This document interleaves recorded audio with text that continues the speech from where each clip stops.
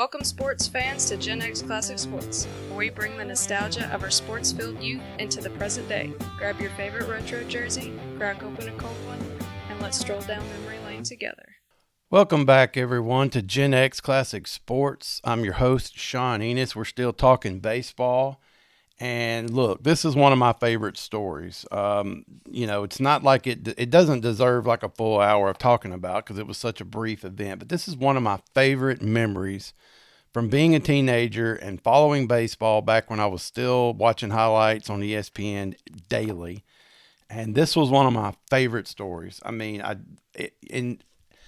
don't know. I have a weird relationship with baseball. I love playing the game of baseball, but I've said this on the podcast before. I didn't grow up just insanely following one specific team. I don't know why. I already kind of had that in football, I guess.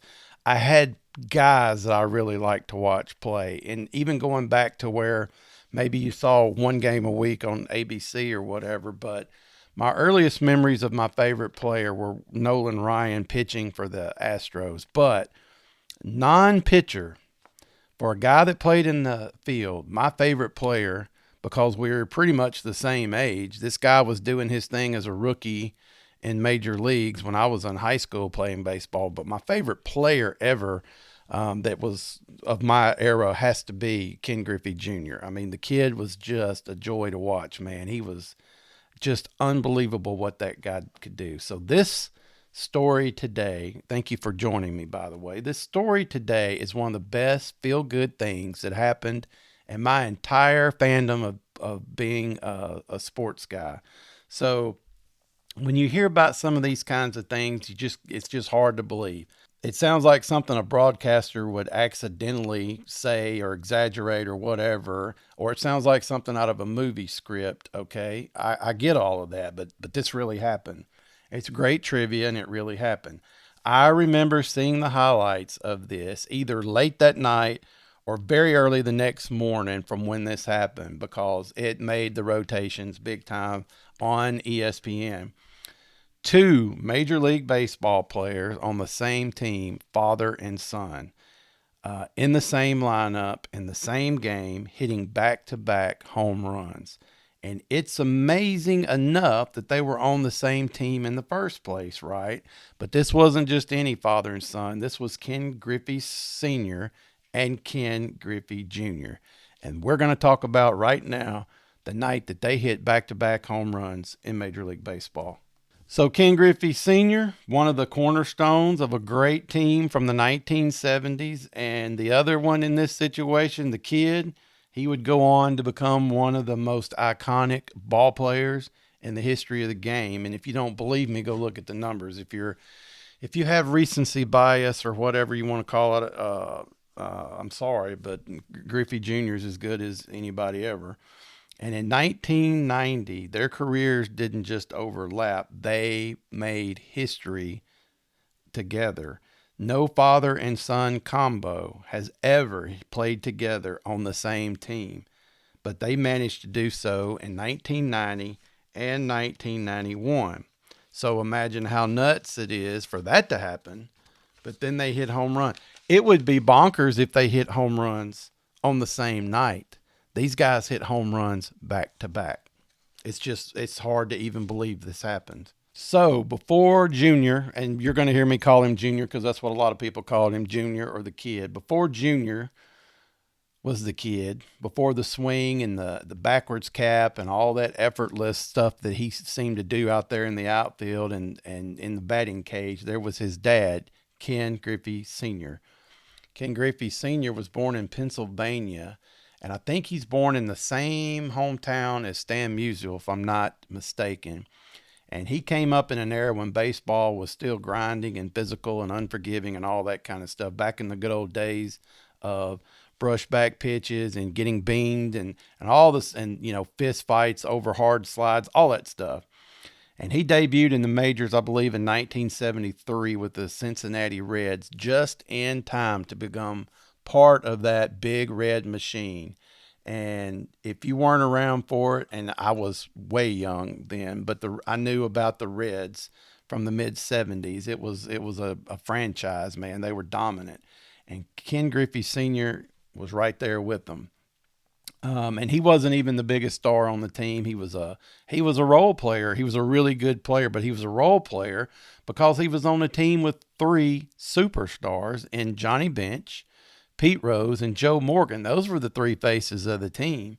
But he was the kind of hitter every championship club has to have. He was very consistent and always professional, and dangerous in the clutch was one of his reputations. So, Senior played from 1973 until 1991, and that career spread out across four different teams: the Reds, the Yankees, very briefly with the Braves, and then back finishing up with his son at the end. His batting average for a career was a really good 296. So Ken Griffey Sr. knew what he was doing at the plate. He hit 152 home runs. He had 859 RBI, over 2,000 hits. That's actually over 2,100 hits. He made 3 All-Star appearances, and he won World Series championships in 75 and 76 with the Reds and the Big Red Machine. I hope those years are correct. Now, he wasn't the power hitter like we see now, but in the 70s with the Reds, he was a steady, get-on-base, table setter kind of guy, but he could change a game with a home run or a gap shot or something like that. He could definitely come through in the clutch with power, but he was a consistent dude. And maybe the most important thing he had was his longevity,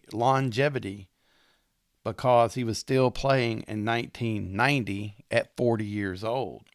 And, even though baseball tends to have some older players, a lot of times they're pitchers or something. But here he was 40 years old, and he's still playing in the outfield. So instead of coaching and being retired or whatever, this dude's still out there suited up. And he wasn't done quite yet when he signed with the Seattle Mariners in 1990, I can tell you.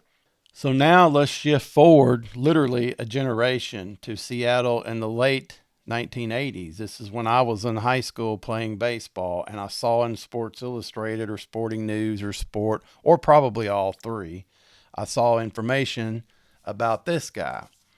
And baseball was changing a little bit. It was getting a little younger and flashier, and a lot more television coverage, and ESPN doing their thing multiple times a day with SportsCenter.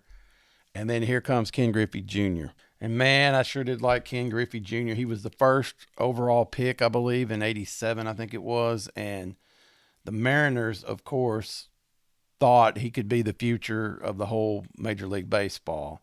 And so he made his debut in 1989 at 19 years old, and immediately everybody could tell that dude had I don't know why left-handed swings are prettier, they just are. And Ken Griffey Jr. had one of the prettiest swings you will ever see in your life, and it looked effortless. And the dude's out there smiling. He's out there having a good time. I don't think I ever heard anybody say he was a jerk to the fans in any way, shape, or form. He was the kid. And the talent was just so obvious, and he swung that bat. It was a home run swing. That's what it was. This was a guy built to swing a baseball left-handed for home runs. So Junior played for the Mariners from 89 to 99. He played for the Reds. You remember the big contract he signed in 2000 to go to the Reds. So he stayed there from 2000 to 2008. He played with the Chicago White Sox at the end of 2008 when they picked him up from the Reds. And then he went back to Seattle to finish up his career in 2009 and 2010. So his lifetime batting average was 284, which is good. He had 630 home runs, which puts him in the top 5 ever. He had 1,800 RBI. He had 2,700 hits. He made 13 All-Star appearances, 10 Gold Gloves. I liked him because of, as much as anything, because of his center field play. That dude could play the center field. I thought he knew what he was doing. And he was a first ballot Hall of Famer in 2016, as he should have been. That was a no-brainer. I don't remember him ever being associated with any kind of scandal whatsoever, not even a speeding ticket. So by 1990, he was already one of the most exciting players in the game. And here he was becoming a star, literally a teenage star. And then here's Dad actually finishing up his career. So by 1990, Ken Griffey Sr. was done with the Reds and 40 years old. And so, a lot of teams aren't going to call 40-year-old guys. But the Mariners, they did something unusual. They signed him because it wasn't because they expected him to play every day and be a major contributor. That was not the point. It wasn't that he was still in his prime. They signed him because there was a rare opportunity there for a father and son to be in the same major league clubhouse, okay?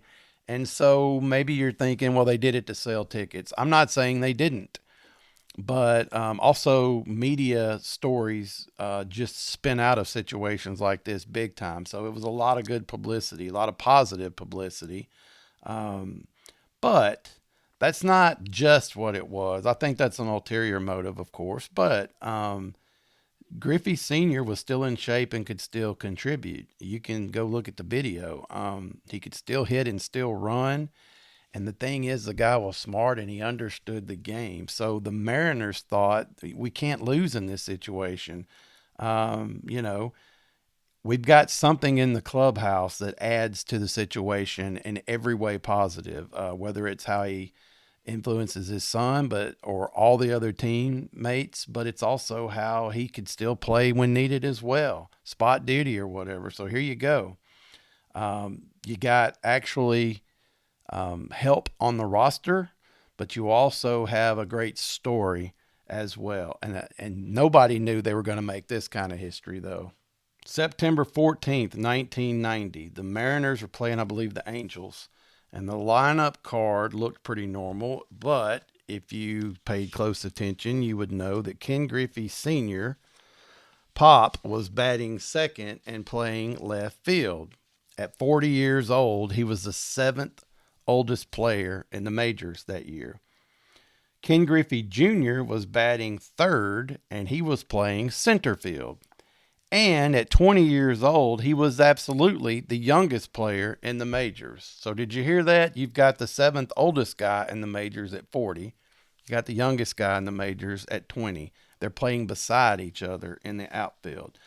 That's not accidental. That was intentional. The Mariners were setting up the stage because Kirk McCaskill was the pitcher they were going to play against that night, and he was a solid right-hander. And, they put Griffey Sr. in there thinking he'd be fine handling the pitching. And so the first inning began, and nothing, there's no reason to think anything historic's going to happen. But then Ken Griffey Sr. stepped in first against McCaskill, like I told you, a right-hander, and he drove one out of the park, home run. And, good story. A 40-year-old guy comes in and hits a home run. But Ken Griffey Jr. comes to the plate against the same pitcher, Kirk McCaskill.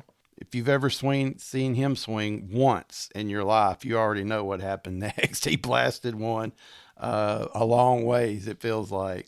Back-to-back home runs, father and son. And I just so specifically remember just seeing that the next morning or that night or whatever it was, and just marveling at how that had happened. That I knew then that was something there's no way that had ever happened before.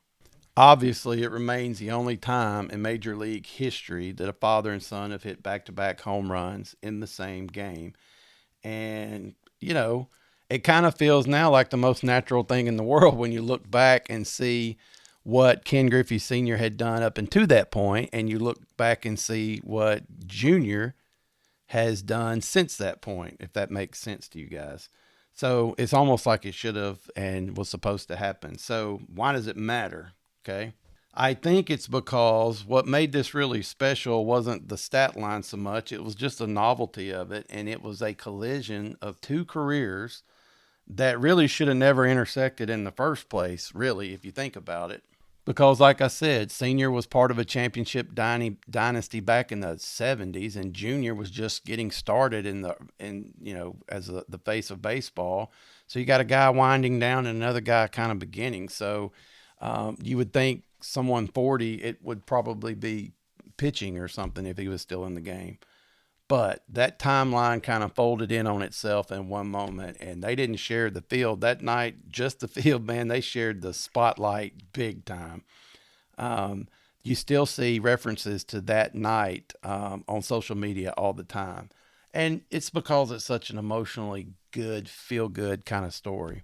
It's a kind of sports story. It sticks because it's not just about the sport, it's about kind of legacy and time and generations overlapping and all that kind of stuff. It's just so cool. Just such a cool moment in sport.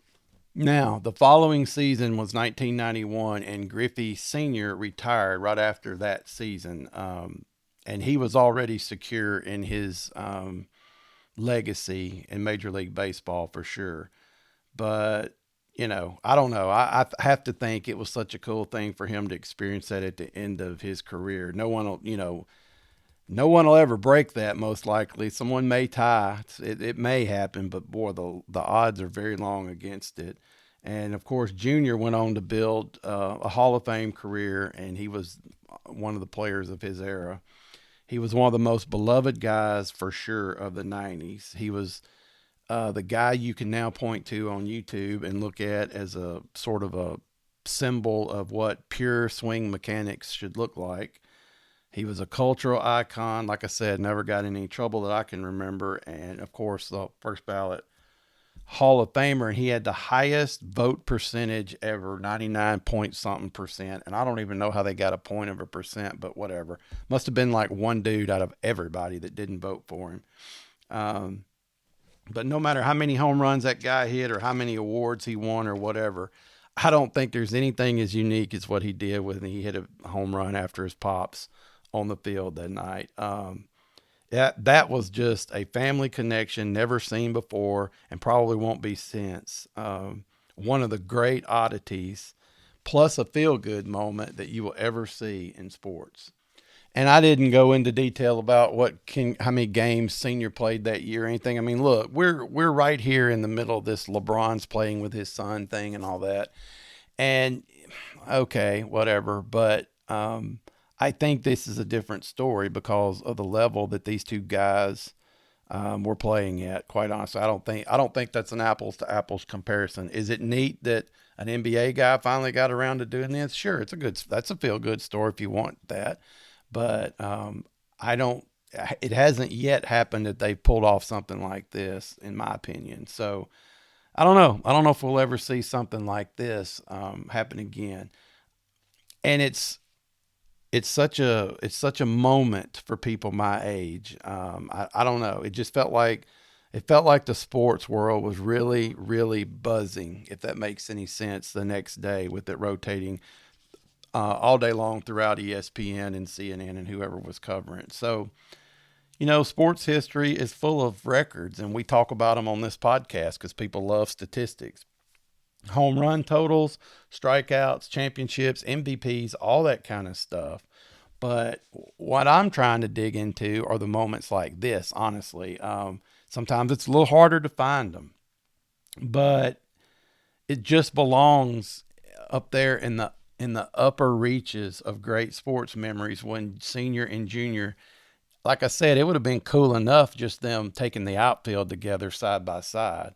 But they turned what was a father-son moment into baseball and sports immortality. And so September 14th, 1990, for one inning, time stood still. And these two guys met right there on the field as father and son and made history. So I've always thought that moment was super cool, and I still do. By far one of the best feel-good moments we'll ever see in sports. So that's the story of Ken Griffey Jr. and Ken Griffey Sr. hitting back-to-back home runs together in the same lineup in 1990. So if you appreciate what we do here a little bit, hey, give us a shout out on social media, give us a comment, leave us a thumbs up, whatever you're watching or listening on allows you to do. Subscribe. That helps as much as anything to get the subscriptions. And hey, we appreciate you taking 30 minutes or so out of your day to day and listening to this. And we'll be back in a week with more baseball. And this is your host, Sean Enos, and we'll see you in a week. Thank you for joining us on GenX Classic Sports, where nostalgia meets the thrill of the game. Tune in next time for more insightful discussions and memorable moments, brought to you by Pine Street Productions. Until then, stay passionate about sports and keep the memories alive.